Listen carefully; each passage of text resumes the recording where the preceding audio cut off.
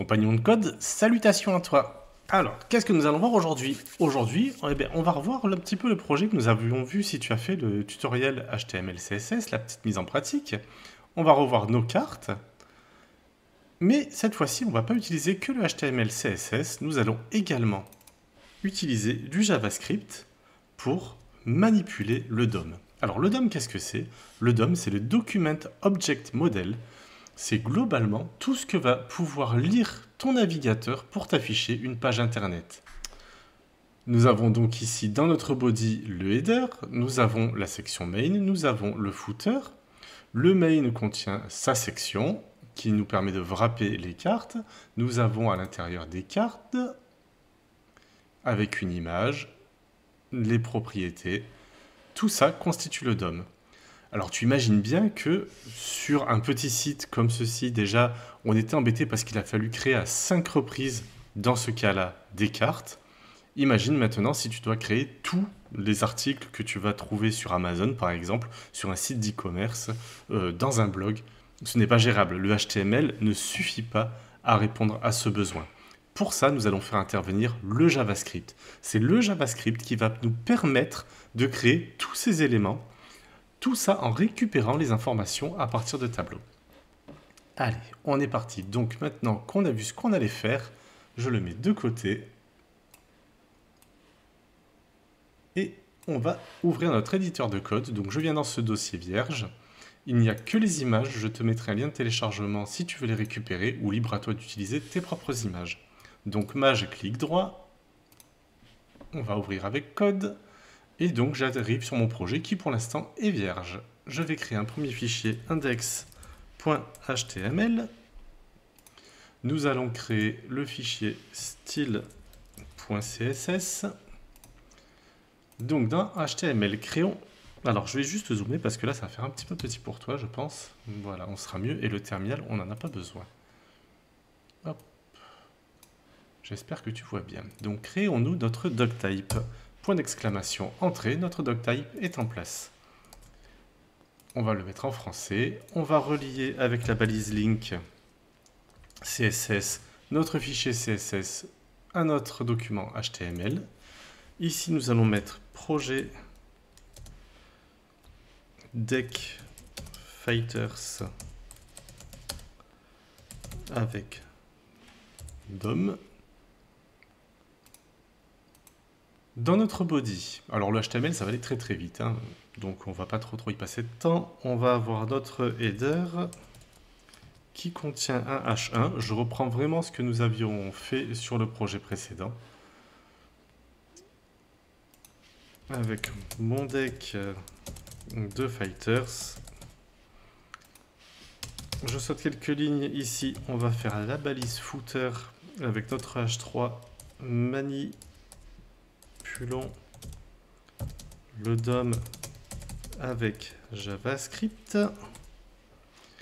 Et ici, on va avoir notre section main, donc c'est le contenu, le cœur de notre page. Et on va avoir une section avec un ID, donc pas point, mais hashtag dièse container. Donc j'ai créé ma section container. Là, pour ce qui est du HTML, on a quasiment terminé. Il reste une petite chose à faire, c'est que comme on va utiliser JavaScript, déjà on va créer notre fichier JavaScript et on va relier, hop, je reviens sur index.html, on va relier notre HTML au JavaScript. Pour ce faire, on va utiliser la balise script, src pour source, et la source sera app.js. Si tu fais un cheminement différent, que tu fais un dossier particulier pour mettre ton fichier JavaScript, pense juste à adapter le chemin relatif pour accéder à ton JavaScript. Alors, est-ce que tout ceci fonctionne? Alors, on va faire un clic droit sur index Open with Live Server. Il s'ouvre sur l'écran d'à côté parce qu'autrement c'est pas rigolo. Hop et hop.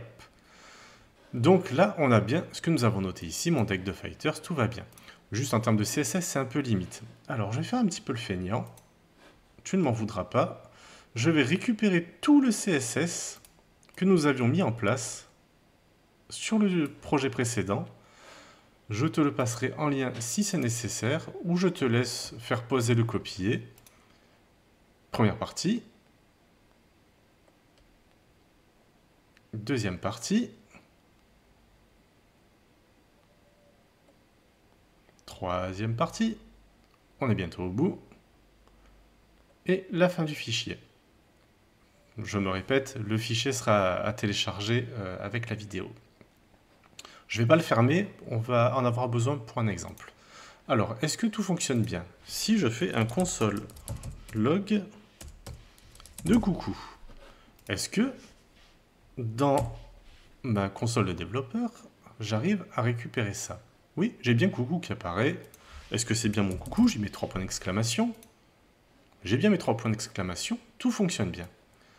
Alors, comment créer un élément avec JavaScript? Assez facile, déjà, on va sélectionner l'élément. Const, on va faire un test cube. On va essayer de créer un petit cube, juste pour voir ce que ça donne. On va créer un élément du document, donc on va dire document.createElement. On utilise la méthode JavaScript qui va nous permettre de créer un élément. Et on va définir, on va dire ce que nous créons. Est-ce qu'on va créer une image? Est-ce qu'on va créer un footer, un header? Ici, nous allons créer juste une div. Alors, pour voir la div et la styliser un petit peu, on va lui ajouter du style. Pour ajouter ou pour manipuler le style en JavaScript, on va utiliser ClassList. ClassList va nous permettre... Alors, si je passe ma souris dessus, est-ce qu'on a tout? Non, mais ça va pas tarder. On va pouvoir, avec add, ajouter du style. Avec contains, voir si un élément du DOM possède un style. On va utiliser remove, par exemple, qui va nous permettre de retirer un style. Par exemple, est-ce qu'on a mis un bouton disabled? Auquel cas, si à un moment donné, on a besoin que le bouton soit actif, on va remove la classe disabled qui rendait le bouton inaccessible. Toggle. Si la classe existe, je l'enlève. Si la classe n'est pas attribuée à l'élément, je vais rajouter cette classe-là.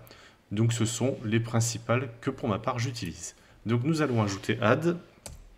Et comme classe, on va mettre test style. Ça ne restera pas longtemps en place, c'est juste pour essayer. Donc là, on a créé un élément, on lui a donné un style. Il faut bien le créer, le mettre quelque part. Pour ce faire, il faut d'abord que nous définissions son parent. Et le parent, ici, ça va être notre container. Notre container, document query selector, c'est, je reviens sur l'HTML, c'est notre section avec l'ID container.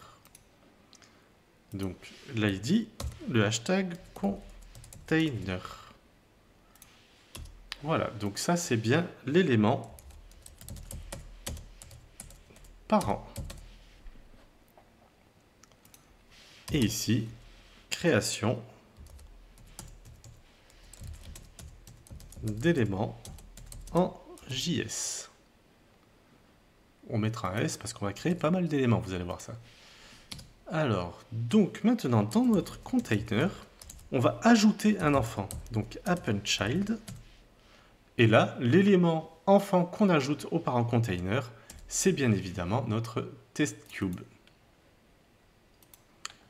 Alors là, il ne se passe pas grand-chose, parce que le testCube, il est vide, il ne ressemble pas à grand-chose. On va juste aller voir dans éléments. Si je vais dans main, section container, j'ai bien ma div avec la classe testStyle qui apparaît. Si je vais dans mon HTML, il n'y est pas. La section avec l'ID container est bien vide ici. Alors, juste pour qu'on le voit un petit peu mieux, on va récupérer cette classe, on va aller dans notre fichier CSS. Et notre test style, alors on va faire par exemple un carré qui fait 100 pixels de largeur, 100 pixels de hauteur. On va lui mettre un BG, un background red. Au moins c'est très discret, tout va bien. Hop, vous avez vu, il est apparu. Mais on va aller un petit peu plus loin. On va faire un color white, c'est-à-dire que s'il y a du texte dedans, on va écrire en blanc. Et pour que ça soit un petit peu plus visible, autrement l'écriture va être toute petite, on va se mettre 32 pixels par exemple. Dans notre élément, nous pouvons également rajouter de l'écriture, du texte. text cube.text content égale, je sais pas moi, on va dire 1. Voilà comment on peut créer un élément. Alors vous allez me dire évidemment, s'il fallait créer plein d'éléments en HTML et que tu me dis que c'est pas gérable, là s'il faut créer plein d'éléments avec du JavaScript, je vois pas en quoi c'est plus gérable. C'est pas faux. Mais on va boucler sur des tableaux. Et c'est là que ça va être intéressant. Soit un tableau que nous allons créer, soit un tableau que nous allons récupérer sous forme de JSON, sous différentes formes, à partir d'Internet, à partir des serveurs. Imaginons, je vais créer un tableau const array test 1, 2, 3, 4, 5. Ça, c'est un tableau, tout ce qu'il y a de plus simple.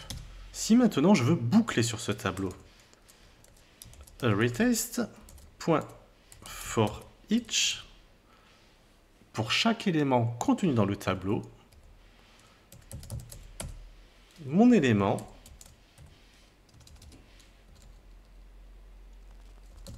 va créer, hop, tout ceci.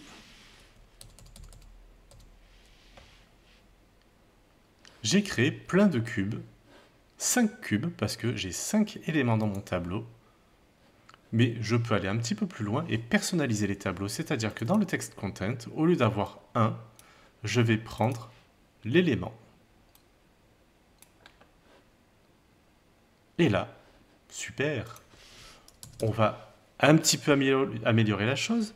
On va faire un tableau non pas d'objets primitifs, non pas juste ici de nombres, mais on va se faire un array test 2. Et là, on va pouvoir faire un tableau avec des objets. Alors, pour appeler un objet, on va mettre une accolade. Et maintenant, ce ne sont plus les index qui comptent. Ici, on avait bien l'index 0, l'index 1, 2, 3, 4. Ici, ce qui va compter, ce sont les paires clés valeurs. Ici, par exemple, si j'ai un Naïm Kiki et que j'ai un âge 45, que je duplique ceci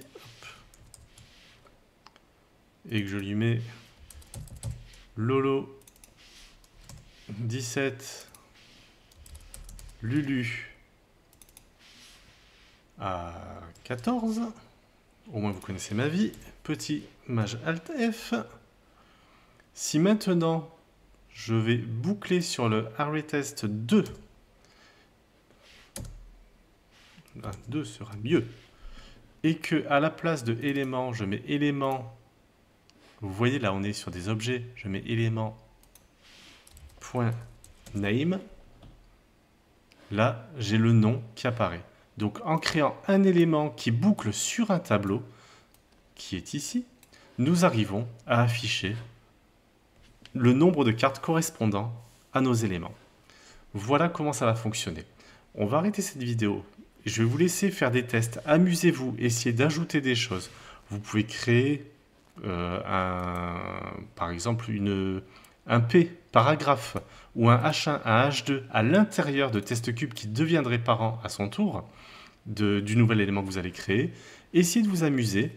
Je vais effacer ça et on va revenir et on va se faire avec cette méthode-là notre tableau de personnages, notre grille avec toutes nos cartes de nos personnages. À tout à l'heure.